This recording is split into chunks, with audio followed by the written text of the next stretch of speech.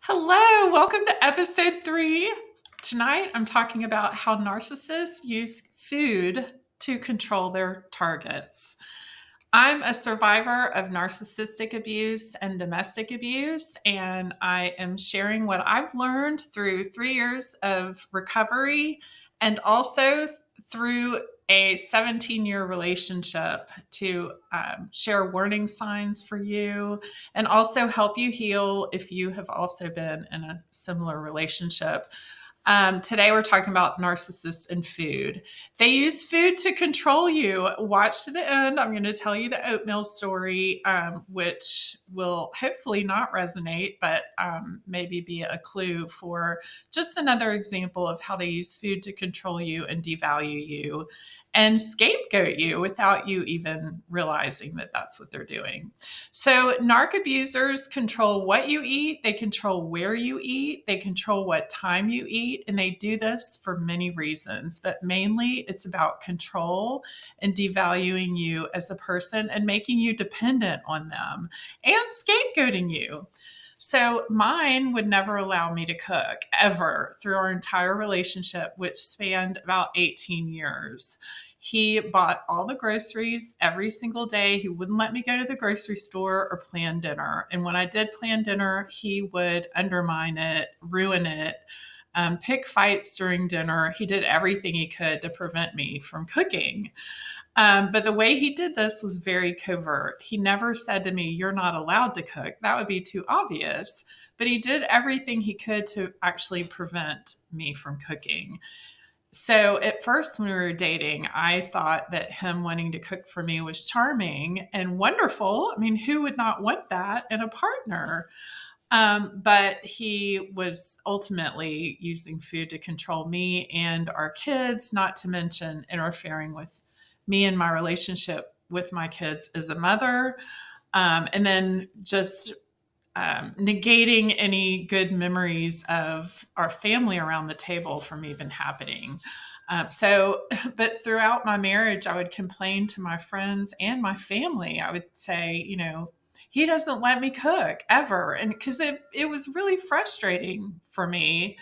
I love to cook and he wouldn't let me cook. So, but when I would complain to my friends, they would say, "Are you crazy? Like, I would love to be with somebody who loved to cook." And they would tell me that I was spoiled and to stop complaining about it. And so I did. But he used food to make me and my kids dependent on him.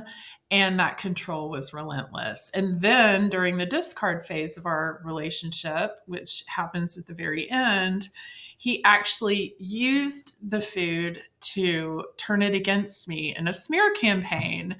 And I'm going to explain how he did that. But, telling his family and friends, like, "Do you ever remember her cooking ever? I had to do it all because she wouldn't do it," which was a total lie. But that's what he did. So here's a perfect example of how he set that up. We would have his family over on the weekends and we would cook, or we would hostess, I would say. So I would clean the house. I'd be really excited because I loved his family, particularly my father-in-law. Loved my father-in-law. And so, get the house ready and looking forward to the weekend and having all the cousins over and all of that. And so he would say to me, "I'm going to the grocery store." We would talk about what he was going to cook. And he would say, "Babe, don't worry about it. I got all of this covered.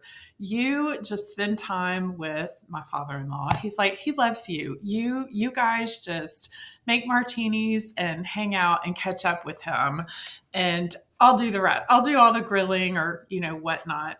And then we'd have a great time. And I would do that. I would sit with my father-in-law and catch up and really enjoyed myself. And the kids would all run around the house. And then after everybody would leave, he would turn on me and say, he actually said this to me, "You just sat on your ass and I had to do everything and everybody saw it," which of course had me confused and in tears. So, but that's what he did. That's what he would do to me. And so then he would say to the family, "Have you ever seen her cook?" So that's one big mean example. Let's see. Here's another example. In the mornings, I would get up and start making breakfast for our kids. And I would get the bacon out and put it on. And he would come in and say, "Babe, let me do that. You walk the dog, have some time to yourself. I will totally take care of breakfast for the kids." And of course, when you're married and you're in a relationship, you divide things up and okay, I'll do that. But it got to a point where we were dependent on him, and my kids would not let me cook breakfast for them. They would say, "Dad will do it," or "You don't know how to cook it the way Dad does." And he would say that in front of my kids too. He'd be like, "Oh, Mom's cooking bacon. You know how she burns everything." And then starting from the time they were little, it was just implanted in their minds that I couldn't cook the food right, or there might be hair in it, or whatever. But it was all a setup to make all of us dependent on him. It's all about control. So the next thing that they do is they control when you eat. It was very important to me that my kids eat early around the dinner table and get ready for bed and go to bed. But whenever I would bring that up, he would drag out. Not only was he not letting me cook anything, and when I say not letting me, he was not letting me cook. And he would drag it out to where they were eating at 10 o'clock and then 11 o'clock. And I would say, if you're going to cook, great. But I don't want to eat at 11 o'clock at night. It's not healthy for any of us. But he controlled that, and he controlled when we eat, when we ate. And then the other thing that he would do is not feed everybody around the table. He would feed them at their computers or in front of the TV. So it's super frustrating. So, and then remember, narcissists ruin special occasions. One time it was really important to me to have pizza night and teach my kids how to make pizza, and he ruined it. And so they have no good memories of cooking. And then he was able to turn around and say, "Remember how Mom gets mad whenever she cooks dinner." Anyway, that's heavy, right? I'm like, why? I can't believe I'm telling all these stories. But it got to a point where we were so dependent on him cooking, and my kids so dependent on him cooking, that when he would go out of town, my kids would actually say, "What are we going to eat?" And it was like an emotional thing for them. So, and I've learned that this is actually really extremely common in narcissistic relationships. This was not something unique to my relationship. This is common. They will use food to control, and they're basically erasing you. They're erasing what you like to eat is not important. You cooking and getting that pleasure out of cooking, not important.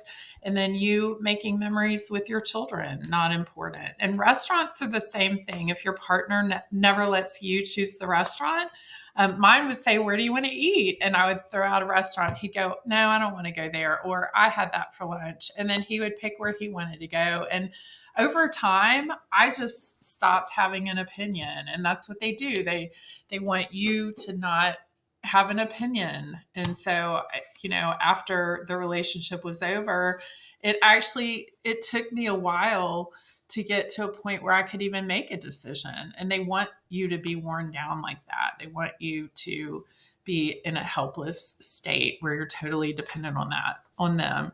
So I want everybody to see that bigger picture, that using food is more about them indulging what they want to cook or any type of selfishness. It really is to put you in a situation where you're completely devalued, have no opinion, or your opinion doesn't matter. And if there's parental alienation involved too, it's controlling your relationship with your children and having them grow up without any memories of Mom cooking, which happened to me. But he was behind all of it. Okay, the next thing they do is they'll criticize your eating habits. So pay attention to that. even in tiny little ways. They might make fun of how you hold your fork or what you order. And they're doing this to make you hyper aware of your own behaviors so they can begin to wear you down and start to control your behaviors and your own self-worth. And that actually makes them feel superior to you, and it's something that they get off on. So they don't want you to make decisions, and they don't want you to find pleasure in food. The next thing that they'll do is constantly criticize your body, what you eat, or your weight. And again, it's about shaming and controlling you so you doubt yourself and your self-image and your worth. You might hear comments like, "Are you sure you want to eat that?" Or they'll do the complete opposite, especially around desserts and alcohol. They may bring you a glass of wine every night and then turn around and tell your family and friends that you might be drinking too much, or you might have a problem with alcohol, when they're actually the ones like, "Hey babe, you've had a long day. Here, you go relax. I'll cook. Here, you have a glass of wine and go watch TV." That was done to me, and it was turned around on me like all I did was drink and watch TV while he took care of the kids. It's exhausting, right? So, and meanwhile, you could be none the wiser. Mine was, "Hey, babe," and bringing me flowers and cooking me dinner. On the outside, that looks amazing, but what he was actually doing was much more sinister. So, these are examples of how narcissists, in particular mine, controlled my access to food, belittled me, and set up a smear campaign to my family and friends and my children. Meanwhile, with me, he was all, "Hey, babe." So, food control, interestingly enough, is also used in cults to break people down, make them dependent on their abusers, and susceptible to brainwashing. They use food control with sleep deprivation, which I also endured in my relationship. And keep watching and following me, because I'm going to go into sleep deprivation and how that and food are used to literally break you down, and you don't even know what's happening. And so finally, I'll tell you the oatmeal story. Every single morning, my ex would bring me oatmeal, and I loved it. It was like I'm getting ready, and he was bringing me my oatmeal, and it was like a sign of his love for me. And then one day during my setup to my discard phase, which I did not see coming, by the way, he stopped and I was like, "Hey, where's my oatmeal?" And he spun around and he practically hissed at me, "You don't deserve oatmeal," which totally threw me. I was like, "What did I do?" And he never brought me oatmeal again, which of course sent me into distress because I was like, "What did I do?" It had me distraught, like trying to be better and trying to please him, and just turning myself inside out with shame of like trying to figure out why I didn't deserve oatmeal. It was very upsetting and extremely unhealthy. So, long story short, they use food to make you codependent and dependent on them. So watch for the signs. Does your partner value your contributions in the kitchen? Did they allow you to have that creativity? Or are they constantly undermining you? Are they refusing to go to restaurants where you like to go, or do you only go where they want to go? Do they make fun of your cooking to you or your kids? Do they make little comments like, "Oh, she might burn it," or "Oh, what if there's poison in that," or "Oh, what if there's a hair in the food?" Do they ruin dinner time? Do they cause fights right before it's time to eat? Do they control what you eat and when you eat, or do they make fun of the way you eat? Think about those things, and I will see you next time.